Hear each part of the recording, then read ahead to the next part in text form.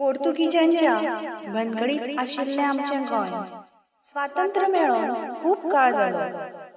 पण आता कितें? खरेंच गोंयकारांक स्वातंत्र्य मेळ्ळां काय? असो प्रश्न पडटा. आता तर गाडयांच्या गुलाम जावन पडल्यात गोंयकार.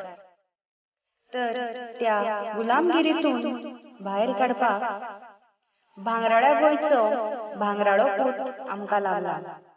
गोंयची अस्मिताय राखून दवरपाक राखणदाराच्या पावलांनी पावलां देव. गोंयकाराच्या जिणेक लागिल्लो कलंक पयस करपाक परमेश्वराच्या रुपान गाठला गोंयकाराचो पूत.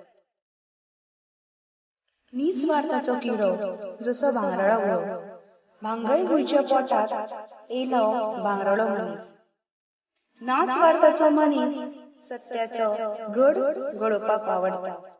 गोंयकारांक मुखार व्हरपी तरणाट्याचो स्वास जिंकपाचो आस्वाद मनांत बाळगयता. सत्याक जाग दिवपी तरणाट्याक सत्याची उर्बा दिवपी, सत्याची जीण दाखोवपी आपलो हक्क मागपाची ताकद दिता. जसो की वाघ रानांत आपली सीम राखता.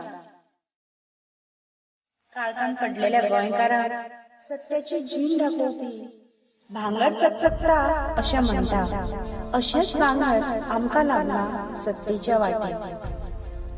सत्य तर सदांच कडू आसता, पूण ते सत्याक लागून वावुरपी लोक खूप कमी आसता.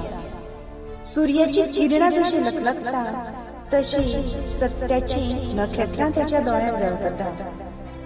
हक्क जागोवपाचो येयला काळ आता. दियात सत्याक तेंको, जिंकात सत्याचो गडो.